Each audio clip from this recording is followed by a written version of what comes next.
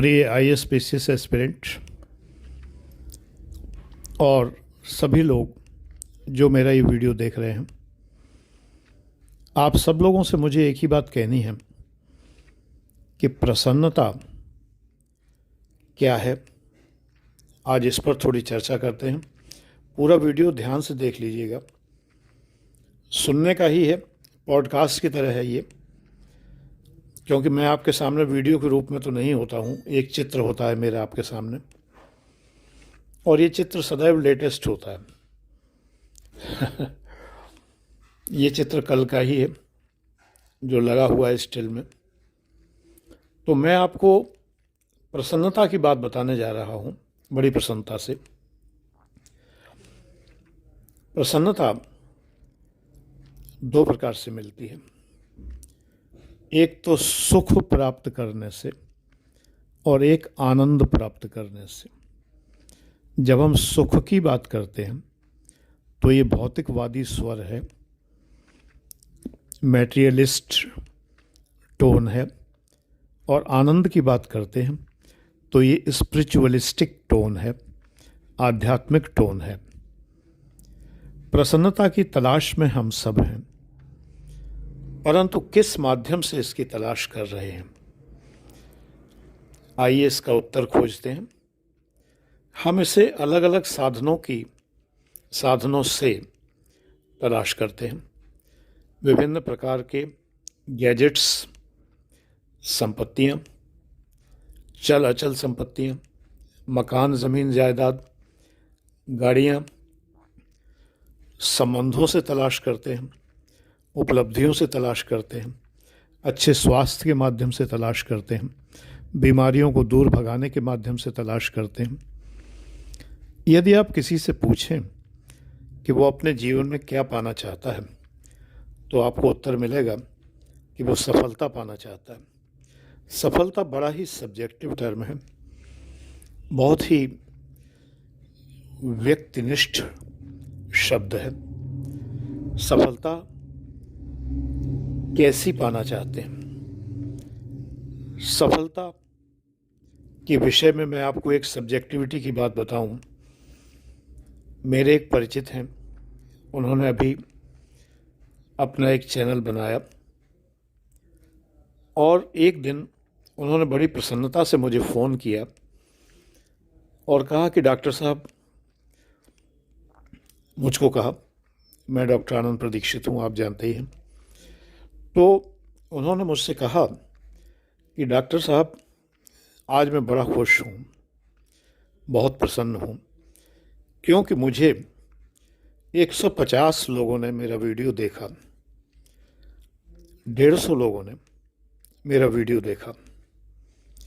मेरा पिछला वीडियो 75 लोगों ने देखा था, आज 150 लोगों ने देखा, यानी मेरे व्यूअर्स दूने हो गए, है ना। बड़े खुश थे, और मैं इस बात से बहुत चिंतित रहता हूँ कि मेरे व्यूअर्स जो 8 लाख से प्रारंभ हुए थे, वो निरंतर घटते जा रहे हैं। मेरा पहला वीडियो 8 लाख लोगों ने देखा था, आप देख सकते हैं, चैनल पे जाएंगे तो पहला वीडियो BTP UP नंबर 3 जो वीडियो है, नंबर 1 और 2 डिलीट हो गए हैं, मैंने कर दिए थे, मुझे ठीक नहीं लगे कुछ, तो मैंने डिलीट कर दिए थे। नंबर 3 जो वीडियो है वही मेरा पहला वीडियो है, उसको 7.5 से ऊपर लाख लोगों ने देखा, लगभग 8 लाख लोगों ने। फिर इसके बाद 4 लाख, 5 लाख, 6 लाख, 7 लाख, 80,000, 90,000, 1.5 लाख ऐसे लोगों ने देखा बराबर। तो आज मुझे, अगर मेरा वीडियो 1000 लोग देखते हैं, 1000 लोग देखते हैं, तो मुझे बहुत कम लगता है। मेरे लिए 1000 व्यूज़ होना बहुत कम है और चिंता का विषय है। और मेरे जो परिचित थे उनके लिए 150 व्यूज़ होना बड़ी भारी उपलब्धि है, क्योंकि उनका राइज 100% राइज है। 75 से 75 और जुड़ गए, 150 व्यूज़ मिले उन्हें, तो वो बहुत प्रसन्न है। तो जीवन में प्रसन्नता बेटा बड़ी सब्जेक्टिव होती है, बहुत सब्जेक्टिव है। एक उदाहरण मैंने किसी वीडियो में दिया था, मैं आपको दोबारा दे दूं, क्योंकि मैं 5,000 से ज़्यादा वीडियो बना चुका हूँ आपके लिए पिछले 8 साल में, तो आपने सारे नहीं देखे होते हैं। एक गरीब औरत वेशभूषा से, पहनावे से वो गरीब महसूस हो रही थी, रिक्शे पर बैठी थी और हाथों में स्टील की एक टंकी उठाए हुए थी। टंकी जानते हैं ना, जिसमें पानी भरते हैं, कुछ लोग उसमें चावल आदि भी भर लेते हैं, ऐसा एक बर्तन वो उठाए हुए थी। उसका चेहरा प्रसन्नता से खिला पड़ रहा था। सोम बाजार से लौटी थी, स्टील की थी या एल्युमिनियम की थी मुझे नहीं पता, जैसा अफोर्ड कर पाई होगी वैसा ख़रीदा होगा। लेकिन सोम बाज़ार जो लगता है, एक बहुत कॉमन बाज़ार लगा करता है सभी शहरों में। गाज़ियाबाद में तो यहाँ हर दिन अलग अलग एरिया में एक ख़ास तरह का बाज़ार लगता है। उसका नाम दिन के हिसाब से होता है, सोम बाज़ार, मंगल बाज़ार, बुध बाज़ार इत्यादि। ऐसे ही किसी बाज़ार से वो लौट रही थी। उसकी प्रसन्नता देखते बनती थी।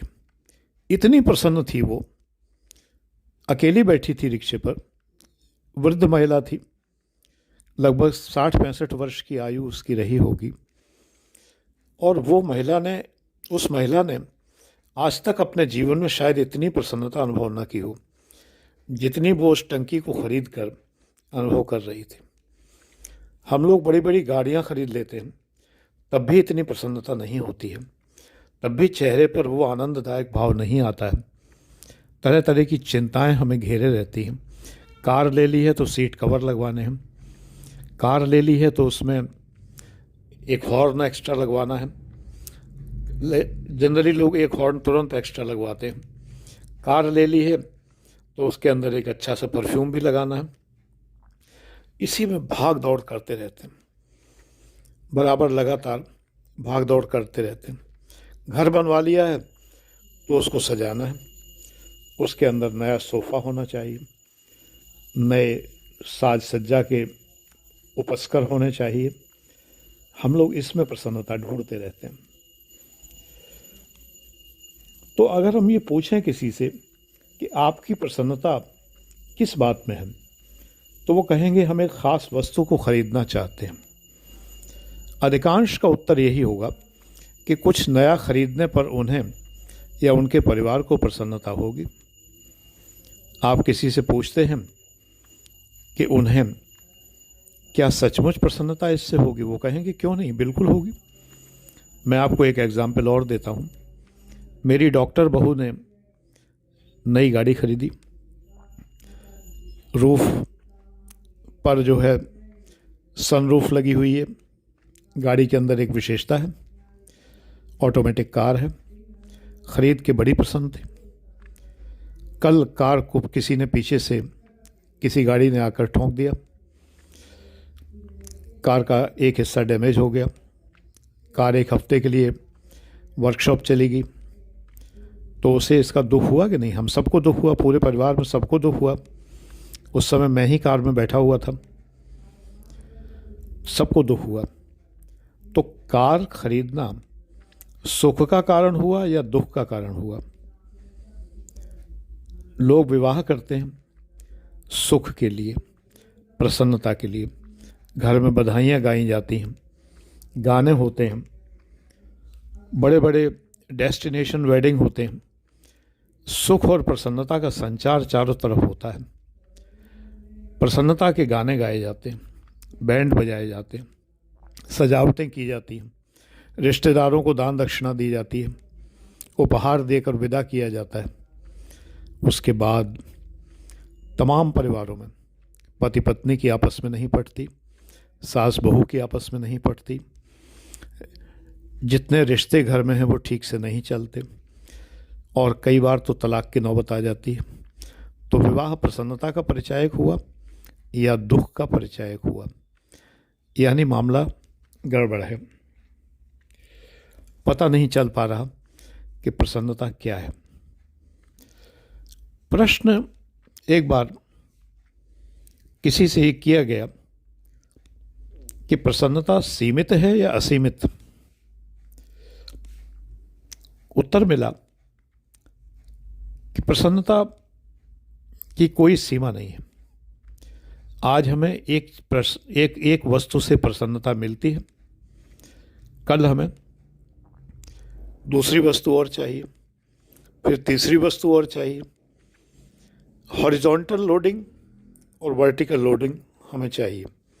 हॉरिजॉन्टल लोडिंग का मतलब एक जैसी कई वस्तुएं चाहिए, कलेक्शन चाहिए। वर्टिकल लोडिंग का मतलब ये है कि एक वस्तु चाहिए, फिर एक अन्य वस्तु चाहिए, फिर एक और डिफरेंट वस्तु चाहिए, फिर एक डिफरेंट वस्तु चाहिए। तो ये वर्टिकल लोडिंग है। तो हॉरिजॉन्टल लोडिंग और वर्टिकल लोडिंग में हम घूमते रहते हैं लगातार।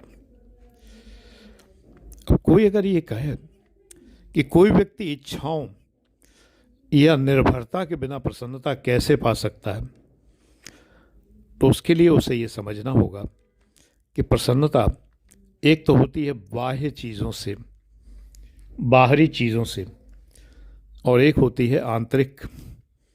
जो आंतरिक प्रसन्नता है वो आनंद है। प्रारंभ में मैंने कहा था कि प्रसन्नता हमें दो प्रकार से मिलती है। एक तो हमें वस्तुओं से मिलती है, बाहरी चीज़ों से मिलती है, वो सुख है।